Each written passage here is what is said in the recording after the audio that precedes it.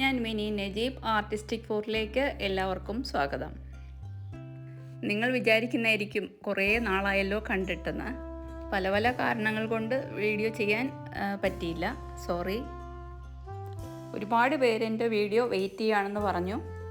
ഇന്ന് ഞാൻ നിങ്ങളുടെ ചോദ്യങ്ങൾക്ക് എനിക്ക് അറിയാവുന്ന രീതിയിൽ ഞാൻ മറുപടി തരാം. എന്നോട് കൂടുതൽ ചോദിച്ച ചോദ്യങ്ങളും ഫെലനോപ്സിസിന് ഇപ്പം ഉണ്ടാകുന്ന പ്രശ്നങ്ങളെക്കുറിച്ചാണ്. ശരിക്കും പറഞ്ഞാൽ കുറച്ച് ശ്രദ്ധ കുറഞ്ഞു കഴിഞ്ഞാൽ കൂടുതൽ പ്രശ്നങ്ങൾ ഉണ്ടാകുന്നതും ഫെലനോപ്സിസ് ഓർക്കിഡിന് തന്നെയാണ്. എന്നാൽ കുറേ പ്രശ്നങ്ങളെല്ലാം ഞാൻ നേരത്തെ വീഡിയോയിൽ ഞാൻ ചെയ്തിട്ടുള്ളതാണ്. ആ ചോദ്യങ്ങൾ തന്നെയാണ് വീണ്ടും വീണ്ടും വന്നുകൊണ്ടിരിക്കുന്നതും. അതുകൊണ്ട് നിങ്ങൾ എൻ്റെ പഴയ വീഡിയോസും കൂടെ കാണാൻ ശ്രമിക്കുക. ഫെലനോപ്സിസിന് സാധാരണ പ്രധാനമായി കണ്ടുവരുന്നതാണ് ഇല ചീയൽ രോഗം. അതിന് മൈക്രോമൈസിൻ 2000 ഞാൻ കൊടുക്കാൻ പറഞ്ഞിട്ടുണ്ട്. അതൊരു ആൻറ്റിബയോട്ടിക്കാണ്. അതിന് പകരം മൈക്രോമൈസിൻ 2000 പകരം ഉള്ള ആൻറ്റിബയോട്ടിക് നമുക്ക് അഗ്രോബസാറിലൊക്കെ ചോദിച്ചാൽ കിട്ടും. അത് കൊടുത്താലും മതി. ഞാൻ മനസ്സിലാക്കിയത് ആ രോഗം ഏത് കാലാവസ്ഥയിലും വരുന്നുണ്ട്. നമുക്ക് ഡ്രൈ ആയിട്ടുള്ള ക്ലൈമറ്റിലും വരുന്നുണ്ട്, മഴക്കാലത്തും വരുന്നുണ്ട്. അത് ലീഫിൽ ഒരു സ്പോട്ടായിട്ട് കണ്ട് തുടങ്ങുമ്പോൾ തന്നെ ആ ലീഫ് ഞാൻ നേരത്തെ കാണിച്ചിട്ടുണ്ട്. ലീഫ് കയറ്റി വെട്ടിയിട്ട് ഫംഗിസൈഡ് തേച്ച് കൊടുക്കുക. അത് കഴിഞ്ഞിട്ട് എല്ലാ പ്ലാന്റിനും ഈ മൈക്രോമൈസിൻ 2000 കൊടുക്കണം. അതല്ലെങ്കിൽ വേറെ ആൻറ്റിബയോട്ടിക് കൊടുക്കണം. ഇത് ഫെലനോപ്സിസിൻ്റെ ലീഫിനുണ്ടാകുന്നൊരു പ്രശ്നമാണ്, അരികെല്ലാം മഞ്ഞളിച്ച് വരിക. അത് ഞാൻ മനസ്സിലാക്കിയത് ഒരു ഇൻസെക്റ്റിൻ്റെ പ്രശ്നമാണ്. അതുകൊണ്ട് എല്ലാ പ്ലാന്റിനും അത് വരുന്നില്ല. നമുക്ക് ഫെർട്ടിലൈസർ കൊടുക്കുമ്പം എല്ലാം ഒരുപോലെ ആണല്ലോ കൊടുക്കുന്നത്. പക്ഷേ അത് എല്ലാത്തിനും അങ്ങനെയാണെങ്കിൽ എല്ലാത്തിനും വരണം. ഇത് അങ്ങനെയല്ല, വളരെ കുറച്ച് പ്ലാന്റിനെ ചില പ്ലാന്റിനെ ഉണ്ടാവാറുള്ളൂ. ഇങ്ങനെ വരുമ്പോൾ നമ്മൾ ആദ്യം ചെയ്യേണ്ടത് ഹൈഡ്രജൻ പെറോക്സൈഡ് സൊല്യൂഷൻ വെച്ച് ലീഫ് തുടച്ചു കൊടുക്കുക. ഹൈഡ്രജൻ പെറോക്സൈഡ് 3% അടങ്ങിയതുകൊണ്ട് 6% ഉണ്ട്. രണ്ടും നമുക്ക് ഉപയോഗിക്കാം. ഇത് ഞാനിപ്പോൾ എടുത്തിരിക്കുന്നത് 6% ആണ്. അത് എനിക്ക് കിട്ടിയുള്ളൂ. 6% ആണ് കിട്ടുന്നതെങ്കിൽ നമ്മൾ എടുക്കുന്നതിൻ്റെ 2 ഇരട്ടി വെള്ളം ചേർക്കണം. ഞാനിപ്പോൾ 20 ml ഹൈഡ്രജൻ പെറോക്സൈഡ് എടുത്തു. ഇനി 40 ml വെള്ളം ചേർക്കാൻ പോവുകയാണ്. ഇത് ഇൻഫെക്ഷൻ വന്ന ലീഫ് ക്ലീൻ ചെയ്യാനായതുകൊണ്ടാണ് ഇത്രയും കോൺസെൻട്രേഷനിൽ എടുക്കുന്നത്.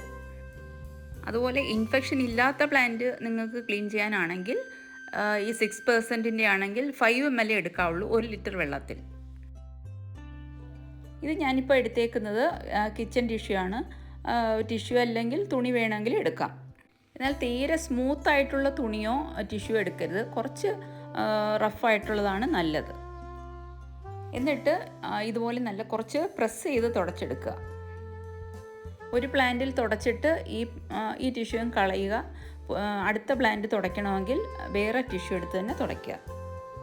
അതുപോലെ തന്നെ ലീഫിൻ്റെ അടിവശവും തുടയ്ക്കണം.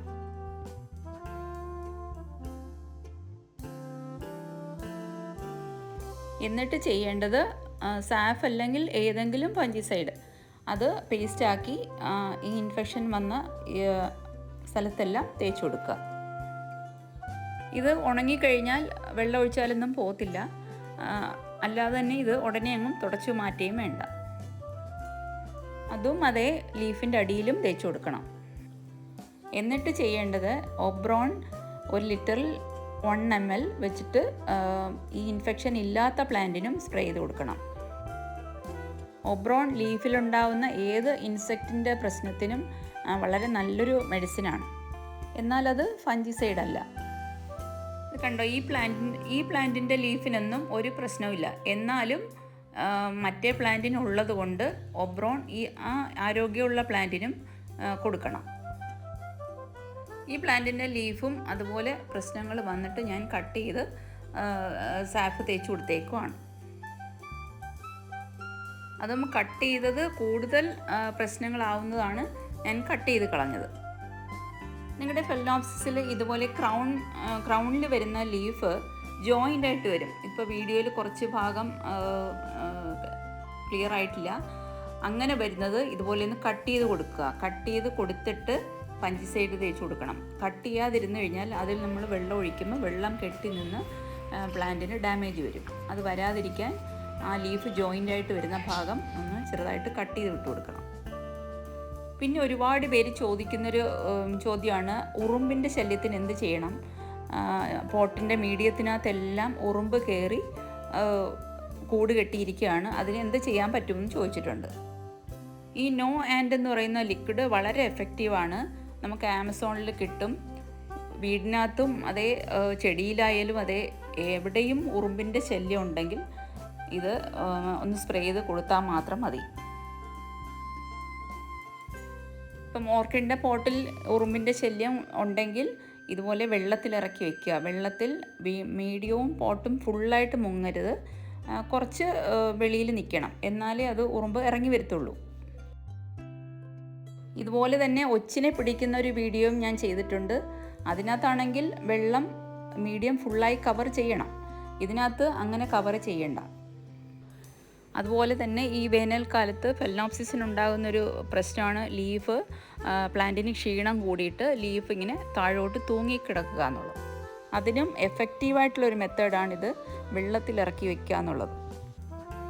ഒരുപാട് ക്ഷീണമുള്ള പ്ലാന്റ് ഇതുപോലെ ദിവസവും 1 മണിക്കൂർ വെച്ചിട്ട് ഒരാഴ്ച ഇതുപോലെ വെള്ളത്തിലിറക്കി വെച്ച് കഴിഞ്ഞാൽ പ്ലാന്റിന് നല്ല വ്യത്യാസം ഉണ്ടാവും.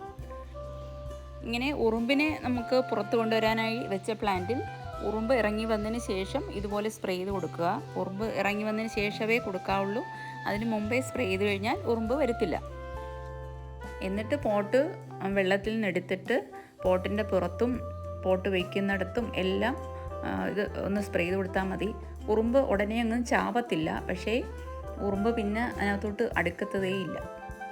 ഇത് ഒരു ഓർഗാനിക് ആയതുകൊണ്ട് നമുക്ക് സേഫാണ്, ഒരു സ്മെല്ലും ഇല്ല, നല്ല എഫക്റ്റീവായിട്ടുള്ളൊരു പ്രൊഡക്റ്റാണ്. എൻ്റെ ഫെലനോപ്സിസിൻ്റെ ലീഫിനെല്ലാം ഇത്തവണ ഇത്രയും പ്രശ്നം വന്നത് എൻ്റെ ഒരു അശ്രദ്ധ കൊണ്ട് മാത്രമാണ്.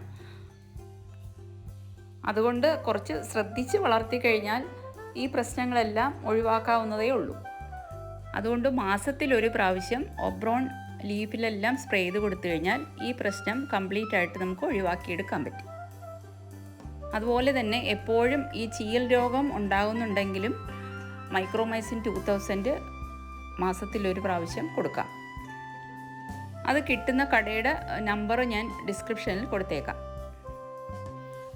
അപ്പോൾ എല്ലാവർക്കും എൻ്റെ ഇന്നത്തെ വീഡിയോ ഇഷ്ടമായെന്ന് ഞാൻ കരുതുന്നു. ഇഷ്ടമായെങ്കിൽ ലൈക്ക് ചെയ്യുക, ഷെയർ ചെയ്യുക, സബ്സ്ക്രൈബ് ചെയ്യുക. പുതിയ വിശേഷങ്ങളുമായി വീണ്ടും വരാം.